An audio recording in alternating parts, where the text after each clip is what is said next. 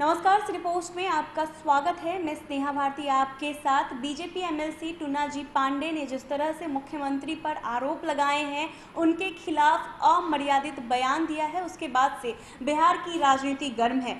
जदयू भी लगातार बीजेपी पर हमलावर है। इस बीच आपको बता दें कि बीजेपी के विधान पार्षद है बेगूसराय से रजनीश कुमार, उन्होंने टुन्ना जी पांडे के द्वारा सीएम नीतीश कुमार के खिलाफ दिए गए बयान को नासमझी वाला बयान बताया है। जी हां, और उन्होंने ये भी कहा है कि टुन्ना जी पांडे ने ये बयान देकर के पार्टी का अपमान किया है। रजनीश कुमार ने कहा कि भाजपा के शीर्ष नेतृत्व तय करेगा कि अब टुन्ना जी पांडे पर क्या कार्रवाई हो। जी हां, तो रजनीश कुमार का साफ कहना है कि टुन्ना जी पांडे ने पार्टी का अपमान किया है और नासमझी वाली जो विवादित बयान है वो दे डाली है। क्या कुछ कह रहे हैं रजनीश कुमार, सुनिए। एक जनप्रतिनिधि और एक पार्टी का कार्यकर्ता होकर के और उस पार्टी के समर्थन से जीता हुआ कोई प्रतिनिधि है, उसको इस तरह का बयान नहीं देना चाहिए। उनको इस बात का ख्याल रखना पड़ेगा कि वो भाजपा के एमएलसी हैं, पहली बात। दूसरी बात कि भारतीय जनता पार्टी जनता दल यूनाइटेड के साथ एनडीए गठबंधन में बिहार में सरकार चला रही है और यह गठबंधन कोई और तय नहीं किया है, यह हमारी पार्टी का शीर्ष नेतृत्व तय किया है। तीसरी बात कि इस गठबंधन के मुखिया, इस गठबंधन के नेता हमारे माननीय मुख्यमंत्री श्रीमान नीतीश कुमार जी हैं और यह भी तय हमारी पार्टी के शीर्ष नेतृत्व ने किया है। इसलिए यह कहना कि हम भाजपा के तो हैं, भाजपा के नेता हमारे नेता हैं, लेकिन नीतीश कुमार जी हमारे नेता नहीं हैं, भले वो मुख्यमंत्री हो जाएं, यह कहना मुझे लगता है कि यह ठीक नहीं है और यह नासमझी वाला बयान है। या वो कैसे दे रहे हैं मैं उसमें बहुत जाना नहीं चाहता हूं, लेकिन यह समझना होगा और यह बात मान के चलना पड़ेगा कि हमारा शीर्ष नेतृत्व, भारतीय जनता पार्टी का शीर्ष नेतृत्व ने जो गठबंधन तय किया, बिहार में जिनको नेता बनाया, जिनको मुख्यमंत्री बनाया, उसका सम्मान और उसको अपना नेता मान करके ही चलना होगा, तब तक जब तक पार्टी का यह फैसला है। और ऐसा कहना कि हम पार्टी की फैसले को मानेंगे लेकिन इस बात को नहीं मानेंगे, यह पार्टी का भी अपमान है और पार्टी के खिलाफ जाना माना जाएगा। इसलिए मैं इसका समर्थन बिल्कुल नहीं करता।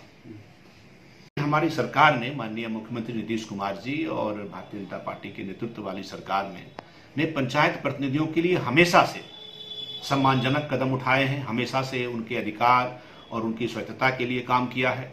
अब जब ऐसा संकट उत्पन्न हो गया है तो जो एक व्यवस्था बनी है सरकार के द्वारा, परामर्शी समिति बना करके पंचायती राज संस्थाओं के क्रियाशील रखा जाए और जो सरकार की जो योजनाएं हैं, जो पंचायती राज संस्थानों के माध्यम से होता था, उसको आगे बढ़ाया जाए।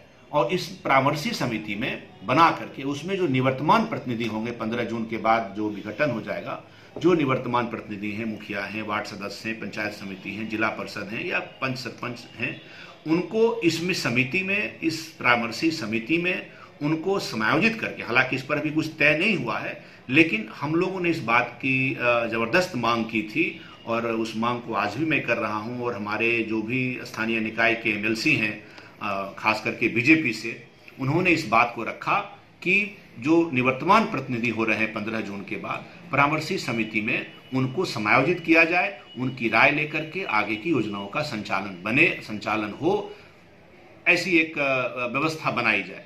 सरकार ने भी कहा है कि हम परामर्शी समिति बनाएंगे और इसके लिए अब हम लोग इस प्रयास में हैं कि इस परामर्शी समिति में जो त्रिस्तरीय पंचायत प्रतिनिधि हैं वो निवर्तमान हो जाएंगे 15 जून के बाद, उनको इसमें लाया जाए।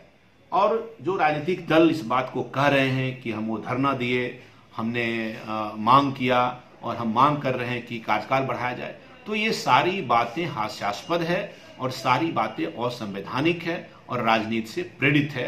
दरअसल हमारी सरकार पूरी संवेदनशीलता के साथ त्रिस्तरीय पंचायत प्रतिनिधियों के प्रति सम्मान व्यक्त करते हुए, उनके सम्मान का ख्याल रखते हुए, सारी परिस्थितियों का संवैधानिक रूप से नियमानुकूल आकलन करके एक व्यवस्था बना रही है और उस व्यवस्था के अंतर्गत ये निवर्तमान जो हो जाएंगे 15 जून के बाद जो भी पंचायत प्रतिनिधि, उनको उस परामर्शी समिति में रख करके और उनको आगे काम कराया जाएगा, तब तक जब तक कि चुनाव संपन्न न हो जाए।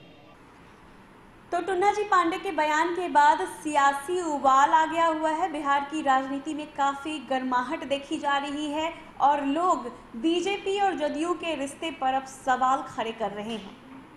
अगर आपको ये खबर अच्छी लगी हो तो हमारे चैनल को ज़रूर सब्सक्राइब कीजिएगा, फेसबुक पेज को भी लाइक और फॉलो कीजिएगा। धन्यवाद।